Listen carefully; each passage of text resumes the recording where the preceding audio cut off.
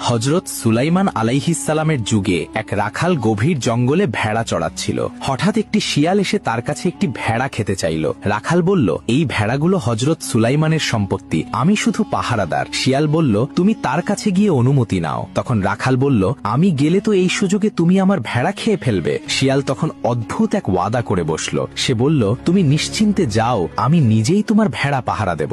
রাখাল অবাক হয়ে হযরত সুলাইমানের দরবারের দিকে রওনা হলো। পথে সে তিনটি অদ্ভুত দৃশ্য দেখল। প্রথমটিতে দেখল একটি গাভী তার নিজেরই বাছুরের দুধ পান করছে। দ্বিতীয়টিতে দেখল কিছু মানুষ ছেঁড়া ফাটা পুরনো কাপড় পরে আছে, কিন্তু তাদের সবার হাতে সোনার থলি। আর তৃতীয়টিতে দেখল একটি পরিষ্কার পানির ঝর্ণা বয়ে যাচ্ছে, কিন্তু তৃষ্ণার্ত হয়ে কাছে যেতেই এমন তীব্র দুর্গন্ধ বের হলো যে তার দম বন্ধ হয়ে আসার উপক্রম। দরবারে পৌঁছে রাখাল শিয়ালের জন্য ভেড়া খাওয়ার অনুমতির পাশাপাশি এই দৃশ্যগুলোর অর্থ জানতে চাইল। তখন হযরত সুলাইমান জানালেন, এগুলো শেষ জামানার নিদর্শন। প্রথম দৃশ্যটি সেই সব মায়েদের উদাহরণ যারা দুনিয়ার লোভে নিজেদের মেয়েদের ফিতনায় জড়িয়ে নিজেরা সুবিধা হাসিল করবে। দ্বিতীয়টি হারাম উপার্জনকারীদের উদাহরণ, যাদের অনেক সম্পদ থাকলেও জীবনে কোনো বরকত বা শান্তি থাকবে না, তারা ফকিরের মতোই অতৃপ্ত থাকবে। আর তৃতীয়টি হল শেষ জামানার ভণ্ড আলেম ও নামধারী দিনদারদের উদাহরণ, যাদের বাইরের রূপ দেখতে সুন্দর ও পবিত্র মনে হলেও তাদের অন্তর দুনিয়ার মোহে পরিপূর্ণ থাকবে।